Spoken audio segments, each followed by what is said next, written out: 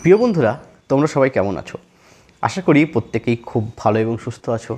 বন্ধুরা, এই মুহূর্তে আমাদের রাজ্যের বিভিন্ন স্কুলে মাধ্যমিক এবং উচ্চ মাধ্যমিকের টেস্ট পরীক্ষা চলছে। আবার অনেক স্কুল আছে যারা কিছুদিন পরেই টেস্ট পরীক্ষা শুরু করে দেবে।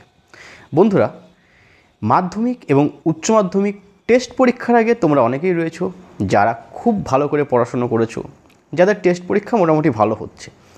আবার অনেকেই রয়েছো যারা ভেবে রেখেছো টেস্ট পরীক্ষাটাই জাস্ট পাস করলে আমার হয়ে যাবে, তারপর বাকি যে 2-3 মাস হাতে পাবো সেখানে ভালো করে পড়াশুনো করে মাধ্যমিক এবং উচ্চ মাধ্যমিকে ভালো একটা স্কোর করব। এবার আরও একদল ছেলে মেয়ে রয়েছে যারা একদম পড়াশুনো করেনি, টেস্টের আগেও একদম পড়েনি, তারা একটু ভয়ে রয়েছে। যদি আমি টেস্টে কোনোভাবে ফেল করে যাই, বা টেস্টের 5 নম্বর কত, বা যদি ফেল করে যাই স্কুল থেকে কি কোনোভাবে আমাকে পাস করিয়ে দেওয়ানো হবে? তো এই সমস্ত প্রশ্ন তোমাদের মনের মধ্যে অনেক ঘোরাফেরা করছে। দেখো, আজকের এই ভিডিওয় তোমাদের মনের মধ্যে টেস্ট পরীক্ষা সংক্রান্ত যত রকমের প্রশ্ন রয়েছে সমস্তটা ক্লিয়ার করে দেব। প্রথম প্রশ্ন যেটা তোমাদের মনের মধ্যে ঘোরাফেরা করছে, টেস্টের 5 নম্বর কত? দেখো, যারা ভালো ছেলে মেয়ে রয়েছে তারা ভালো করে পড়াশুনো করেছে এবং তারা টেস্টেও খুব ভালো নাম্বার পাবে, তাদের এই সমস্ত বিষয় নিয়ে কোনো রকম টেনশন থাকে না।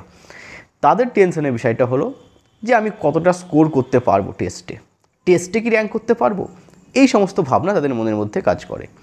এবার যারা একটু মিডিয়াম ছেলে মেয়ে রয়েছে তারা ওই মোটামুটি 5 নাম্বার নিয়ে একটু হয়তো টেনশনে থাকো, তবে তারাও আরাম করে পাস করে যাবে। যাদের পরীক্ষা একদম ভালো হচ্ছে না তারাই ভাবো টেস্টে 5 নম্বর কত।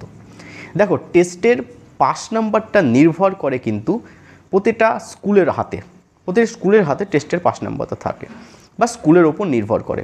দেখো, ফাইনালের তো একটা নির্দিষ্ট 5 নম্বর রয়েছে, মাধ্যমিকের ক্ষেত্রে 25 এবং উচ্চ মাধ্যমিকের ক্ষেত্রে 30।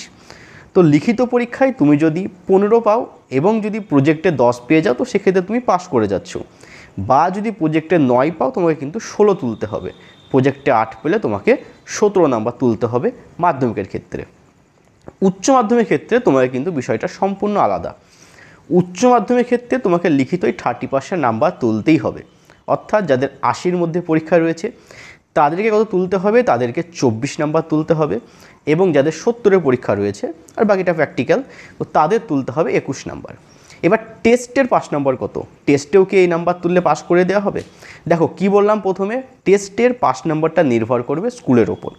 আমাদের পশ্চিমবঙ্গে বিভিন্ন রকম স্কুল রয়েছে, বেশ কিছু স্কুল রয়েছে যেখানে প্রতি বছর রেজাল্ট খুব ভালো হয় এবং প্রতিটা ছেলেমেয়ে মোটামুটি ভালো স্কোর করে। আবার আমাদের রাজ্যে এমন স্কুলও রয়েছে যে স্কুলে হাতে গোনা 2-4 জন একটু পড়াশুনো করে আর বাকি সেরকম কেউ পড়াশুনো করে না। এবার দেখো, যদি টেস্টে ফাইনালের 5 নম্বরটা রাখা হয় তো সেক্ষেত্রে দেখা যাবে রাজ্যের এমন স্কুল রয়েছে যে স্কুলে হাতে গোনা 2-1 জন পাস করতে পারবে, বাকি সমস্ত ছেলেমেয়ে ফেল করে যাবে, তো সেটাও নিশ্চয়ই করা যাবে না।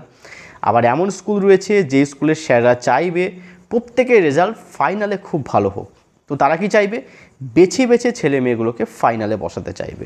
তো এমন স্কুলও কিন্তু রাজ্যে রয়েছে। তো কি বললাম, টেস্টের 5 নম্বরটা নির্ভর করবে স্কুলের হাতে। দেখো, যে সমস্ত স্কুলের রেজাল্ট খুব ভালো হয় তারা কি চাইবে, তারা চাইবে ফাইনালের যেটা 5 নাম্বার সেটাই টেস্টের 5 নাম্বার থাকবে এবং তোমাকে প্রতিটা সাবজেক্টে পাস করতেই হবে। এবার কি হলো, যে সমস্ত স্কুলের রেজাল্ট খুব একটা ভালো হয় না, হাতে গোনা 2-1 জন পড়াশুনো করে, তো সেই স্কুলে বেশ কতগুলো প্যাটার্নে কিন্তু টেস্টটাকে পাস করানো হয়ে থাকে। কি কি প্যাটার্ন হতে পারে? কোনো স্কুল ধরো ঘোষণা করে দিল যে আমরা টেস্টের 5 নাম্বারটা রাখছি, ধরো সব সাবজেক্টে পাস করতে হবে, একটা সাবজেক্ট তোমাকে ছাড় দেওয়া হবে, অর্থাৎ একটা সাবজেক্টে ফেল করলেও তোমাকে পাস করিয়ে দেওয়া হবে। কোনো স্কুল সেটা 2টো সাবজেক্ট রাখতে পারে, যে বলছে আমরা 2টো সাবজেক্টে ছাড় দেবো আর বাকি সাবজেক্টে পাস করলে আমরা তাদেরকে পাস করিয়ে দেবো।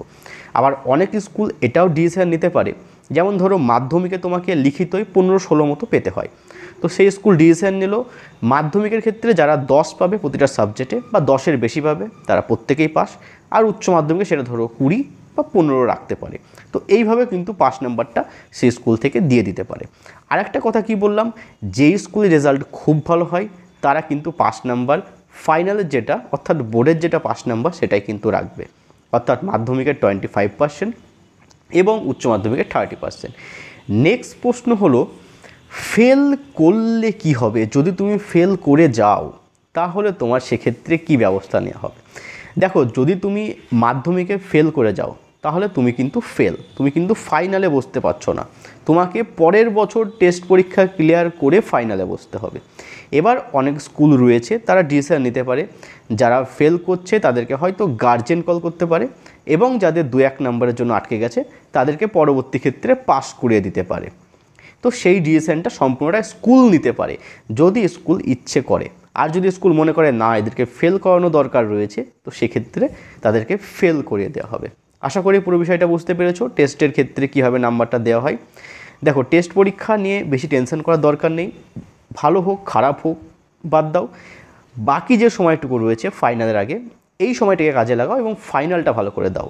টেস্টের রেজাল্টের কেউ তোমাকে জানতে চাইবে না কত পাচ্ছ, কোনো গুরুত্ব নাই। এই নাম্বার কোনো ক্ষেত্রে যোগও হবে না, কোনো ক্ষেত্রে বিয়োগও হবে না। তাই টেস্টের নাম্বার নিয়ে খুব একটা টেনশন করার দরকার নেই। যেমন পরীক্ষা হয়েছে থাক, সেটাকে রেখে দাও।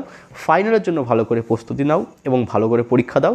ফাইনাল পরীক্ষাটা ভালো করে দিলেই দেখবে ফাইনাল রেজাল্ট ভালো হবে এবং ফাইনাল রেজাল্টটাই তোমার কাছে জানতে চাইবে।